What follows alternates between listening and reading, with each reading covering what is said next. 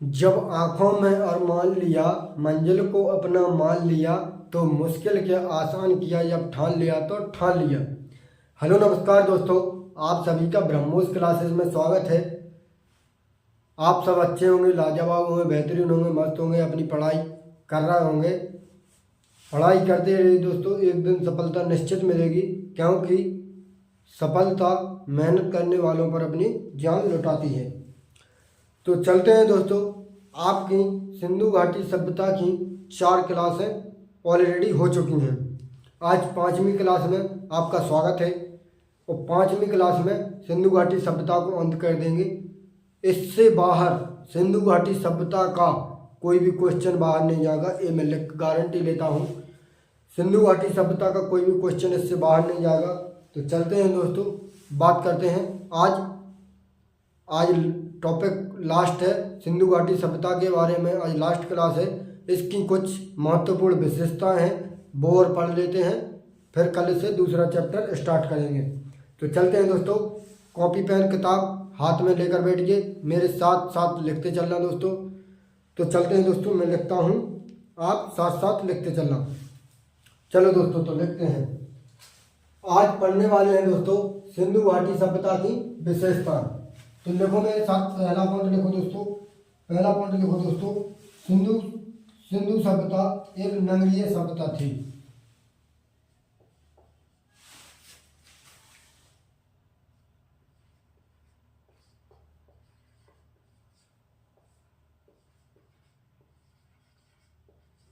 सिंधु सभ्यता एक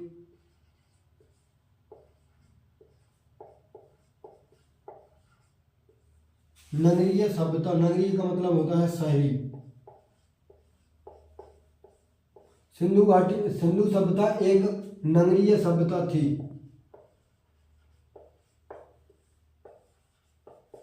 ध्यान रखना दोस्तों, ये पॉइंट तो मैं आपको पहले भी पढ़ा चुका हूं। अब लिखो दोस्तों अगला पॉइंट। यहाँ की जो सड़क थी,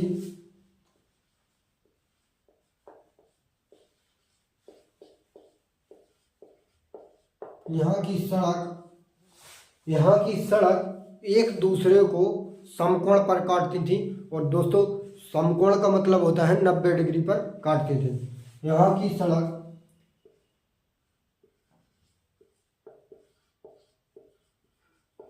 एक दूसरे को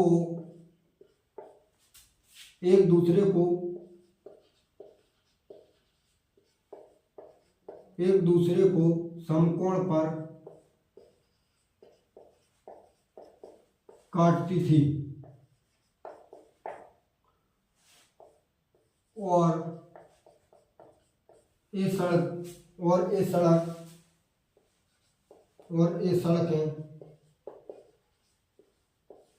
पूरब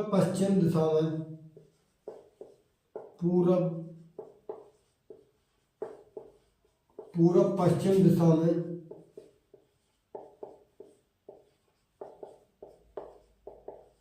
स्थित थी। और ये सड़कें दोस्तों पूरब पश्चिम दिशा में स्थित थी। तो ये यहाँ की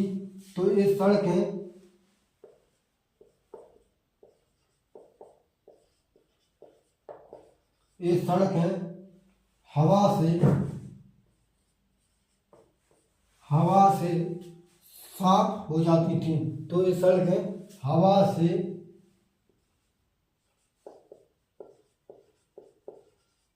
से साफ हो जाती थी।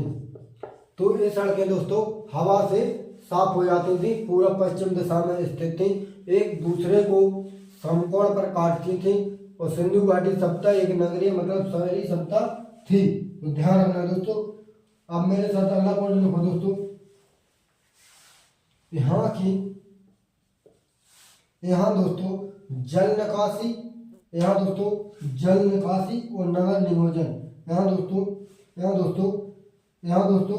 नगर नियोजन और जल निकासी इसकी सबसे बड़ी व्यवस्था थी। इसकी सबसे बड़ी व्यवस्था क्या थी दोस्तों?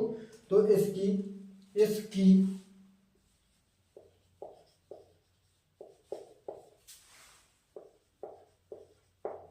सबसे बड़ी व्यवस्था इसकी सबसे बड़ी व्यवस्था नगर नियोजन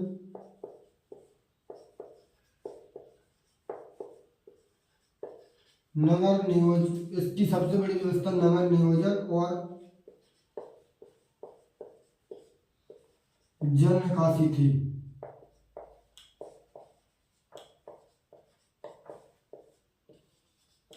ध्यान रखना दोस्तों, सिंधु घाटी की सभ्यता की सबसे बड़ी व्यवस्था क्या थी? तो नगर नियोजन और जल निकासी थी। ध्यान रखना दोस्तों, इनका मुख्य अर्थव्यवस्था का आधार क्या था दोस्तों? इनका दोस्तों अर्थव्यवस्था का मुख्य आधार क्या था?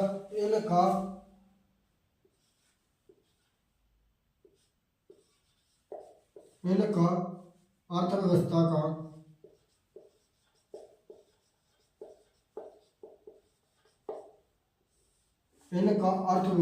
का मुख्य आधार क्या था?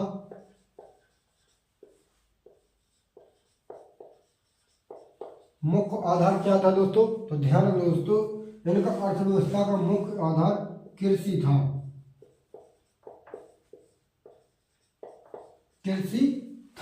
ध्यान रखना दोस्तों, अगर आपसे पूछे दोस्तों, यहाँ एक व्यवस्था और थी, इनकी भाषा कैसी थी दोस्तों?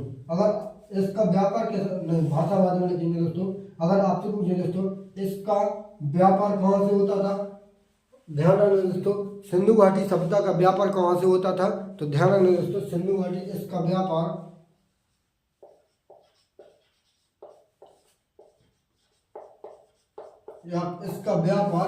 विदेशों से होता था। इसका व्यापार विदेशों से मतलब अंतरराष्ट्रीय में होता था।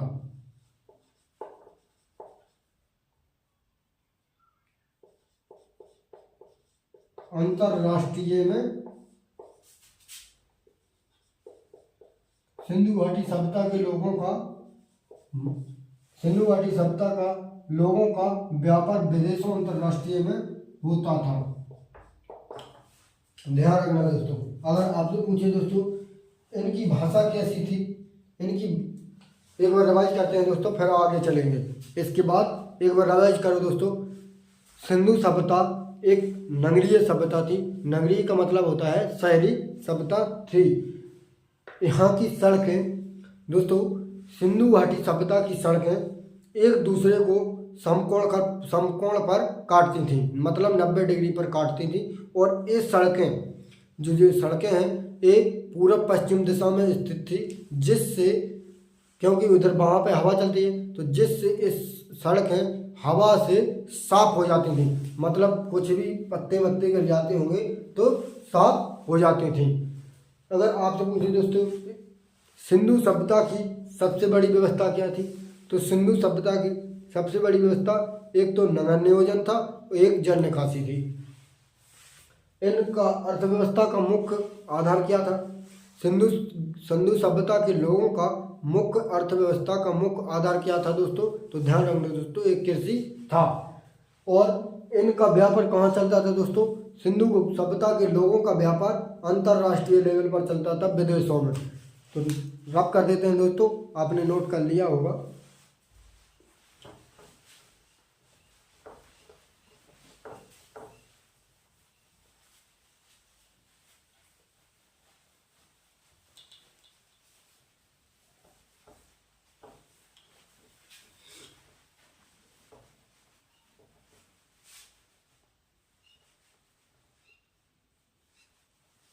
अगर आपसे पूछे दोस्तों, इनकी भाषा कैसी थी? सिंधु सभ्यता के लोगों की भाषा, इनकी भाषा कैसी थी? लिखो मेरे साथ।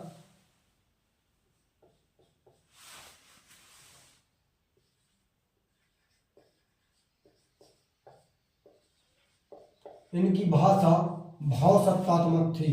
इनकी भाषा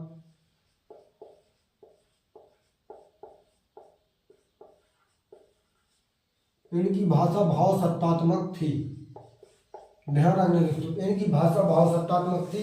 इनकी समाज कैसी थी दोस्तों?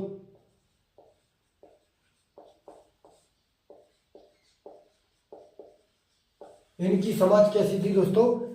वर्तमान में मात्र सत्तात्मक समाज चल रही। और जब मात्र सत्तात्मक का मतलब होता है दोस्तों, अगर आपसे पूछे कोई कि आप किसके लड़के हो, तो आप पिता का नाम बताओगे इस टाइम पे। उस टाइम पे माता का नाम बताया जाता था, उस टाइम पे माता का नाम बताया जाता था। तो इनकी समाज थी मात्र सत्तात्मक समाज थी,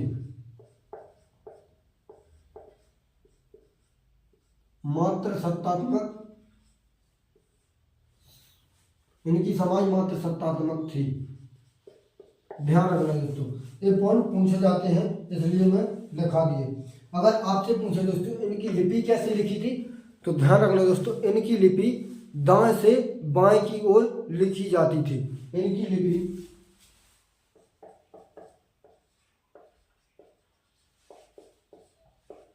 इनकी लिपि इनकी लिपि दाएं से बाएं की ओर, दाएं से बाएं की ओर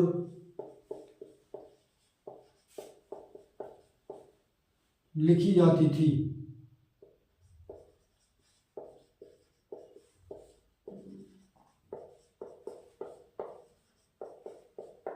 और आपसे पूछे दोस्तों इनकी लिपि दाएं से बाएं की ओर लिखी जाती थी। अगला पॉइंट लिखो दोस्तों, अगला पॉइंट है, अगर आपसे पूछे दोस्तों इनके मोहरों पर सर्वाधिक क्या मिलता था, तो इनकी मोहरों पर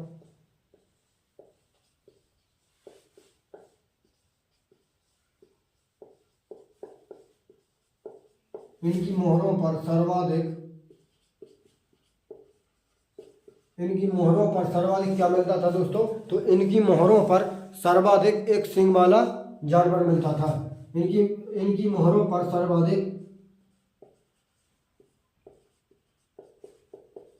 एक सींग वाला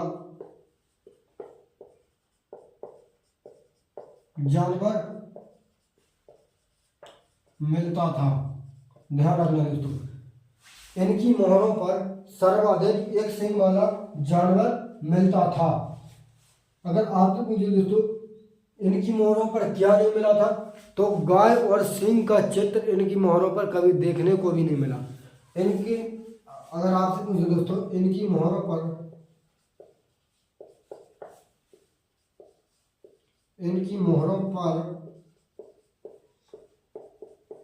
गाय और सिंह नहीं था। ध्यान रखना दोस्तों, इनकी मोहरों पर गाय और सिंह बिल्कुल भी नहीं था। अगर आपसे पूछे दोस्तों सिंधु घाटी सभ्यता के लोग लोहे से परिचित नहीं थे।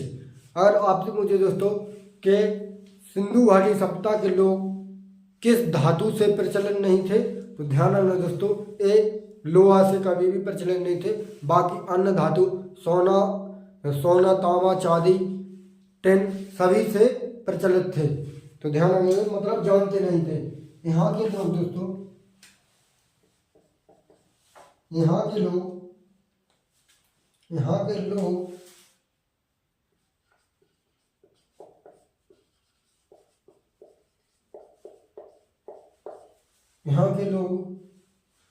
लोहे से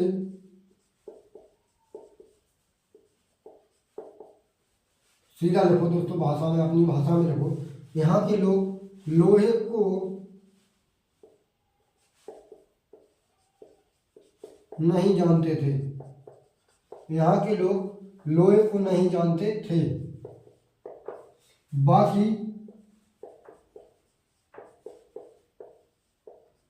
अन्य धातुओं से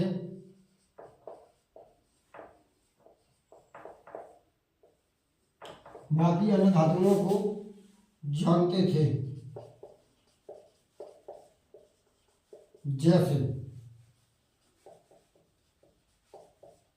जैसे क्या, सोना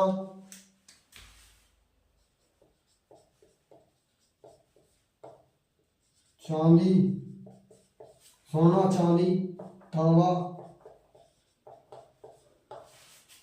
टिन इत्यादि। सोना, चांदी, तांबा, टिन इन सभी धातुओं से प्रचलित थे, मतलब केवल लोहे से प्रचलित नहीं, मतलब लोहे को नहीं जानते थे ये लोग। अगर आपसे पूछे दोस्तों, आगे चलो दोस्तों, अगर आपसे पूछे दोस्तों, एक बार रिवाइज करते हैं दोस्तों, बोर्ड भर चुका है अपना। अगर आपसे पूछे दोस्तों यहाँ की भाषा कैसी थी, तो यहाँ की भाषा भाव सत्तात्मक थी। समाज कैसी थी, तो मात्र सत्तात्मक थी। वर्तमान में कौन सी चल रही, तो वर्तमान में पितृ सत्तात्मक समाज चल रही। अगर आपसे पूछे दोस्तों सिंधु सभ्यता के लोगों की लिपि कैसी थी, तो सिंधु सभ्यता के लोगों की लिपि दाएं से बाएं की ओर लिखी जाती थी। इनकी मोहरों पर सर्वाधिक एक सींग वाला जानवर मिलता था। इनकी मोहरों पर गाय और सींग देखने को भी नहीं मिलता था। अगर आपसे पूछे दोस्तों यहाँ के लोग लोहे को नहीं जानते थे, बाकी अन्य धातुओं को सभी को जानते थे। तो रब कर देते हैं दोस्तों, रिवीजन करते रहना दोस्तों, बाकी सब हो जाएगा, क्योंकि रिवीजन ही सिलेक्शन दिलाता है। क्योंकि आप ऐसे तो पढ़ते रहोगे कुछ नहीं होगा, रिवीजन करते रहना। रिवीजन से क्योंकि पेपर देने आपका दिमाग ही जाएगा, आप नहीं जाओगे और कुछ नहीं जाएगा आपके साथ, कॉपी किताब नोट्स नहीं जाएंगे, केवल आप ही जाएंगे। अगर आपसे पूछे दोस्तों यहाँ माप तौल के लिए न्यूनतम वाट क्या था, तो ध्यान रखना दोस्तों, सिंधु सभ्यता के लोगों के लिए न्यूनतम वाट कौन सा था, तो न्यूनतम वाट 16 किलो का था। आप जैसों को सोचो कि सबसे छोटा वाट 16 किलो का था। यहाँ माप तौल के लिए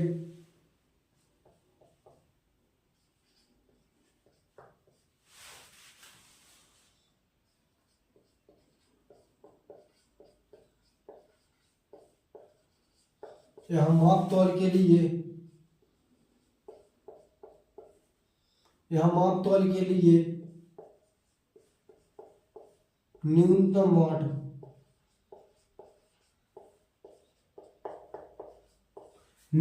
वाट 16 किलो का था।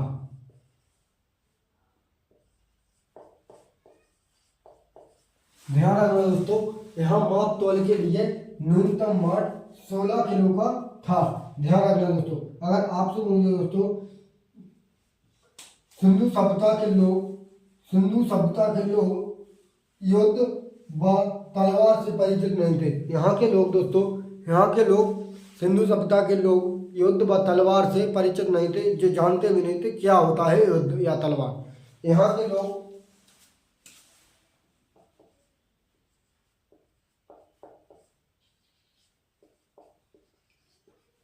लोग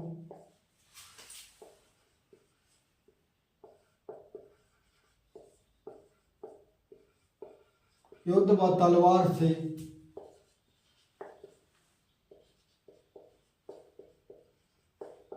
परिचित नहीं थे।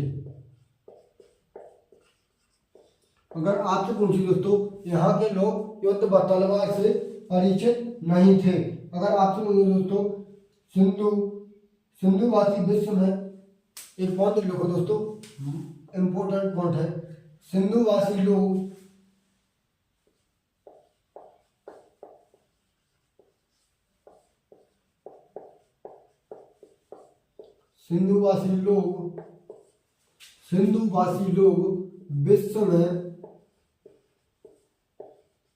विश्व में कपास के नंबर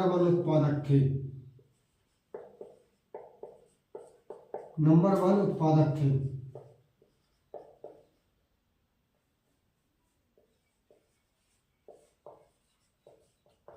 मतलब ये है कि जो सिंधुवासी के लोग थे, वो उनसे कपास की खेती उनसे अच्छी कोई भी नहीं कर पाता था, वो सबसे अच्छी खेती करते थे। अगर आपसे पूछे दोस्तों सिंधुवासी के लोग कपास के प्रथम उत्पादक थे और इनका सिंधु घाटी सभ्यता के लोग क्या करते थे, तो ध्यान रखना दोस्तों, यहाँ के लोग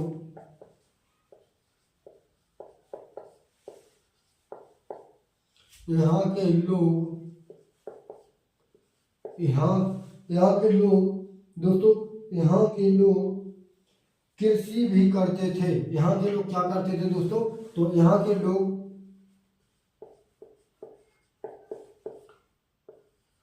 कृषि भी करते थे,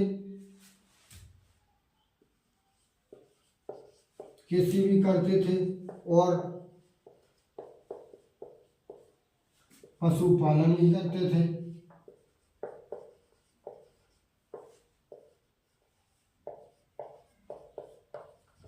लेकिन कृषि तो करते थे और पशुपालन भी करते थे, लेकिन इनका मुख्य आधार क्या था? इनका मुख्य उद्देश्य था व्यापार करना दोस्तों।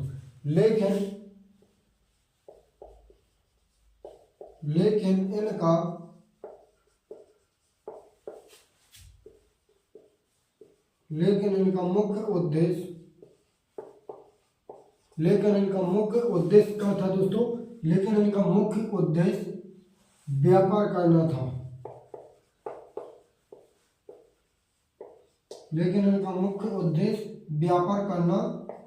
ध्यान रखना दोस्तों, लेकिन इनका मुख्य उद्देश्य व्यापार करना था। अगर आपसे पूछे दोस्तों, यहाँ के सबसे प्रिय देवता कौन थे? यहाँ के सबसे प्रिय देवता कौन थे?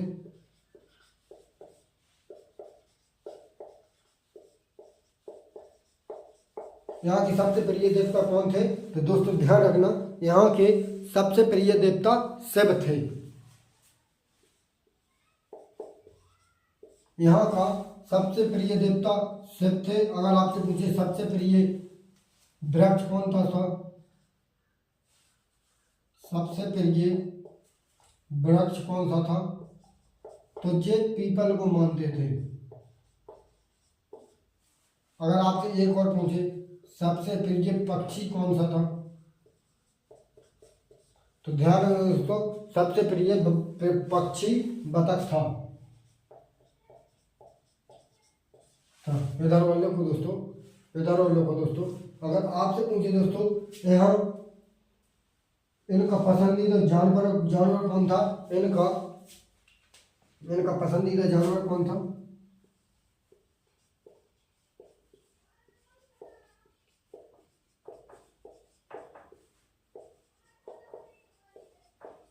पसंदीदा जानवर कौन था दोस्तों?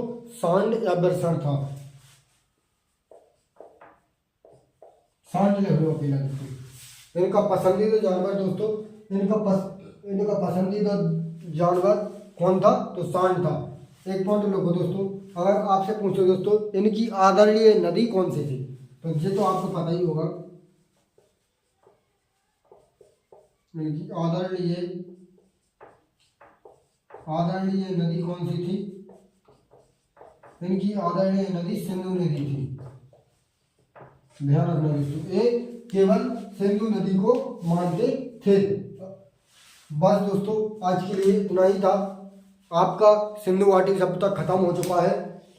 इससे क्वेश्चन बाहर नहीं जाएगा दोस्तों। सिंधु घाटी सभ्यता से कोई भी प्रश्न आए इससे बाहर नहीं जाएगा दोस्तों। ध्यान रखना दोस्तों अपना। चलते हैं दोस्तों, कल आपकी क्लास होगी नहीं, कल रविवार है दोस्तों। तो चलते हैं दोस्तों, आप मस्त पढ़ते रहिए दोस्तों। ठीक है दोस्तों, चलते हैं दोस्तों। तो जय हिंद साथियों।